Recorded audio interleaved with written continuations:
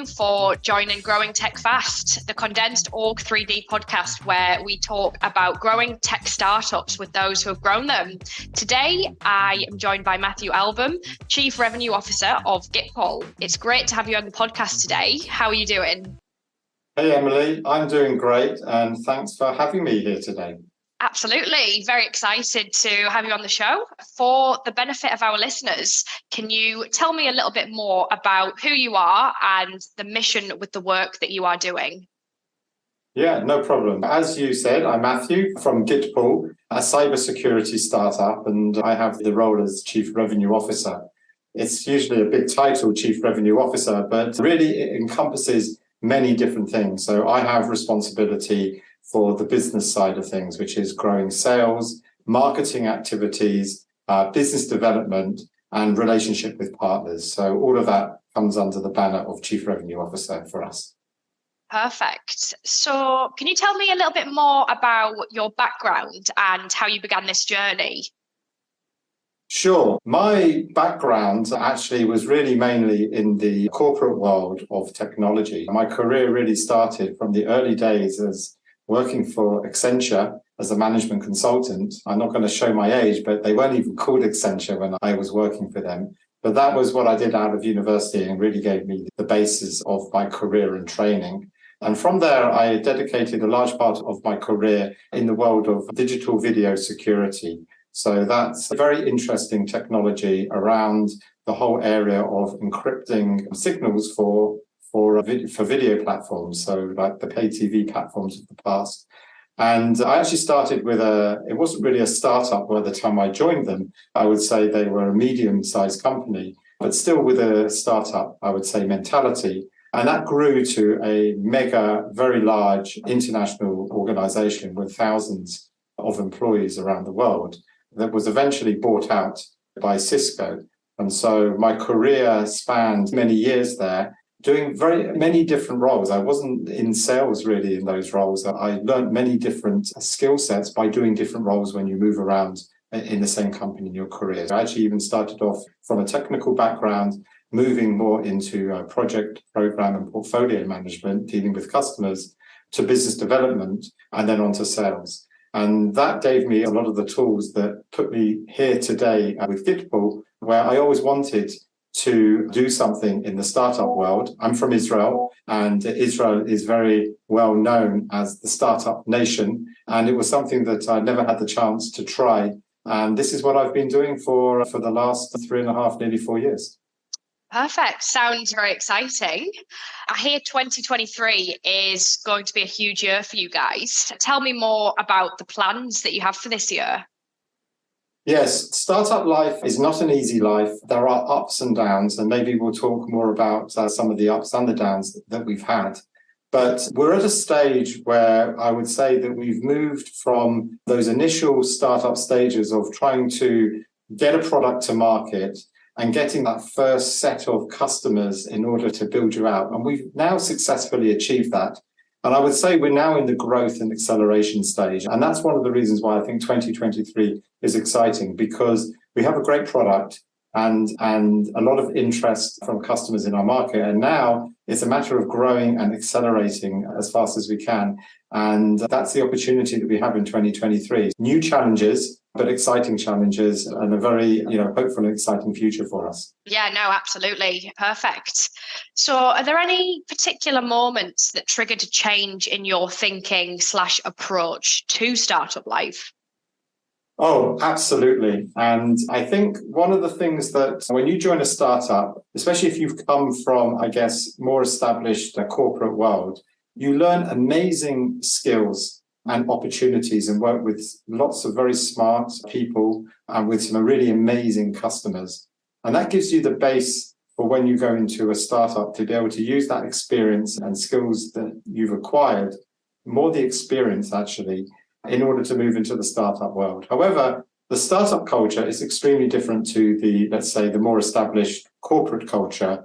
And what you have to do is use your skill set, but reapply them with a startup mentality. With startups, you cannot wait for anything. You have to get things done immediately. You don't have people to do those things for you. You have to roll up your sleeves and do them yourselves. A title is a title. It's just there for maybe a responsibility that you have or how you are presented to the outside world when you're dealing with customers and other parties. But the culture is you're a team. It's about teamwork.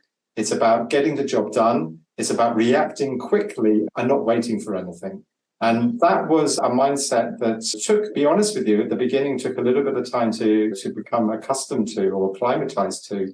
And it's something that I always portray to everyone who comes and joins us in the company, to understand that their experience is good, it's fantastic, but with startup, you've got to get things done and you've got to hustle even to a certain extent if you want to succeed, because it's about survival of the fittest. And that really is true. Mm-hmm. Yeah, definitely wearing a lot of hats as well. Big thing for startups. Yeah, no, that's super, super insightful. Perfect. Cool. So if you could, what would you tell your 20-year-old self? Oh, what would I tell my 20-year-old self from everything I've learned today? I think the first thing is be a very clear communicator. So have a strong belief that communication and relations with people that you're working with, whether it's your team, your colleagues, your management, customers, whoever it is, if you have very good and very clear communication, okay, that might be explaining something or updating them, but making sure that it's very articulated and understood by those parties, that is a real key for success. And it's not an easy thing sometimes to do, because people, you might think something and say something in a certain way, which you think is correct and understandable, but it doesn't necessarily mean the person on the other side has actually fully understood what you're saying. So that is the first thing. The second thing, yes, is the relationship that you have with people. Get to know them, be personable with them, because when things go good, you celebrate together. But when there are issues, and there are always issues when working with colleagues and customers and everything else, but if you don't have that relationship and that communication, especially during the harder challenges, it's going to be a lot harder to resolve them, right? So the fact that you can pick up the phone, approach that person is key, and you build that through that trust and those relationships and communication. Mm-hmm. Yeah, that's such an important thing, I think, to remember for everyone. Communication, understanding, and relationship building. Definitely something that a lot of people could take moving forward. Yeah, no, that's super, super insightful. Great. So how has the aftermath of COVID affected you? So I joined the company just a couple of months before COVID started, where we were about to grow our business internationally. And it was a very difficult period, because basically when you're a new technology, even if you might have the best product in the world, you don't necessarily have that pipeline of business sales. And when you were trying to build it and find customers and find partners during the COVID period, it was extremely difficult because people became very insular and closed off. And it was a very tough period, but we were able to be successful by thinking out of the box and doing things that were different, and recognizing the way business might have been done pre-COVID was not that way. And we were very lateral thinking and out of the box, and managed to do some things that now actually many companies are doing as standard today. I think post-COVID is quite interesting because there's a few phenomena happening. The first phenomena is that customers are not, and people we work with are not necessarily still going to the office. So there is a lot of hybrid working, especially in the IT security sector. Many people are still working from home or working a few days a week. And so whilst maybe you've got that continued culture of working from home that obviously we were doing all the time with Zoom and everything during the COVID period, there's still a lot of culture of that. But there is also the ability for people hybrid working and obviously meeting at events and things like that. So I think for us, the sort of post-COVID period is a matter of trying to combine those two together and understanding your customer, how your customer wants to interact and interface with you, and try to do it in the way that is how they want to do it going forward. And you need to recognize those things if you want to be successful. Mm-hmm. Yeah, that absolutely. The working from home, hybrid work as well, something that we do in the office. And sometimes you don't actually think that customers might also do that. So definitely really important to take moving forwards for sure. Perfect. So what have been some of the lowest and highest moments in your startup career? So I think I already touched on the lowest moments, which was the COVID period at the beginning. It was really hard once the realization came that we couldn't grow the business as fast as we would like to do. And I think that was a tough period and enabled us to think a lot and try different things to try to find the combination that would work. That for sure was, I would say, the kind of low point in the startup life we've had so far. The high point is, there's so many sort of high point moments. Obviously, the right now, because we are succeeding, we are growing fast, we're moving to those next challenges. But I would say the ultimate high points is when we speak to customers, and I personally hold quarterly business reviews with all our customers to get their feedback. How are they using the product? Do they like it? What they don't like? Update them on what our plans are and the direction that we're going. And really, it's pleasure to my ears when we hear customers just thankful with what we're doing. The fact that they are getting huge benefits and helping them, their organization. For me, that's the best thing, because at the end of the day, Gitful, and we wouldn't exist without customers. Whilst we have very good technology, again, I talked about the personable thing before.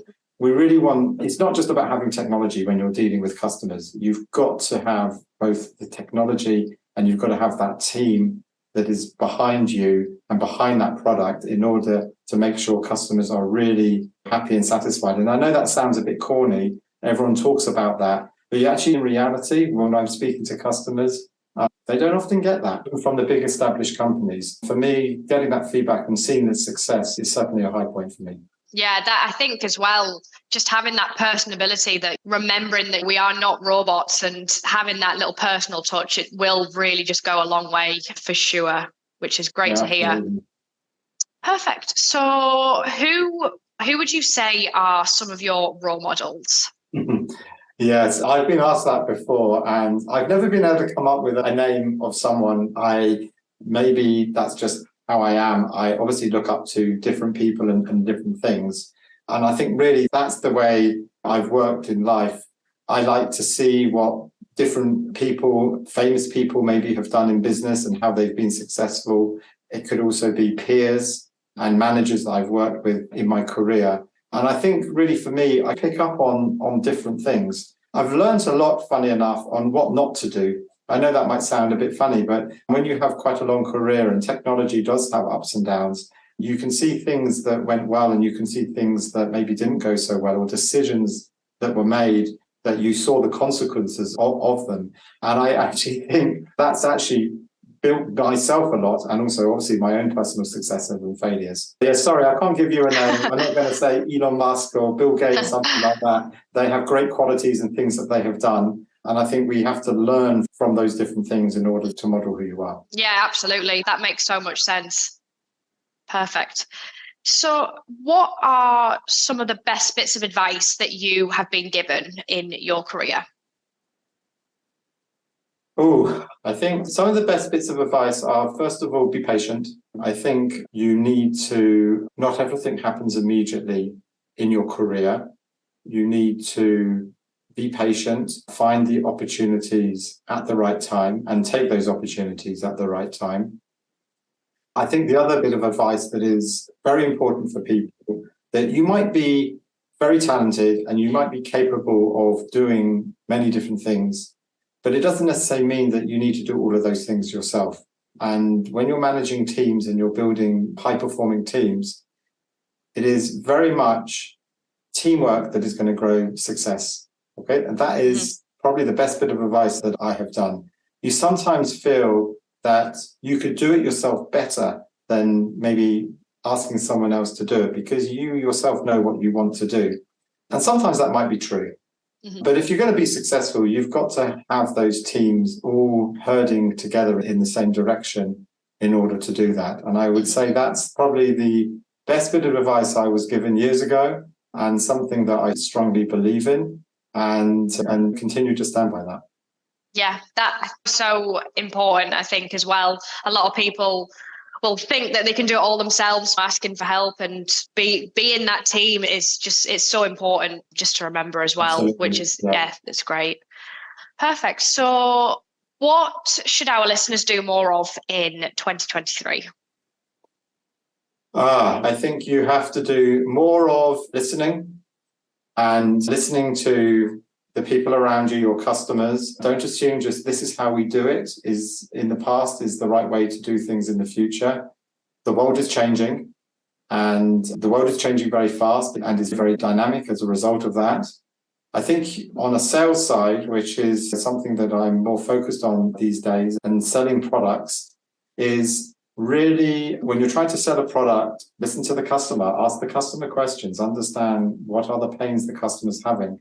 Try not to make it a monologue, and try to answer their questions or show your product in the eyes of how the customer wants to see it. You can't push something onto a customer these days. There's so much choice and variety available, or different solutions that may solve the problem that a customer might have in different ways. So I think this year and going forward, understand that. And I think the other thing that is very important is that we live in a very diverse world. And when building your teams, don't have people that are copy of you, mini-me's, right? Because actually the most effective teams and success you'll have is where you have people who are extremely diverse. And that can be diverse in culture, it can be diverse in their backgrounds, in their experience, their ages. And everybody has something to bring to the table, no matter whether they're new in their career, heavy in their career, come from different backgrounds. And I think you need to listen to those and bring all of those things on board to get the best out of all of that. And I think that is what we have to start doing more of this year. It's been such a pleasure speaking to you today, hearing your story and getting some of your wisdom. Thank you to everyone listening, and tune in next time for Growing Tech Fast. Thanks very much for having me. Take care. Thank you. Bye-bye.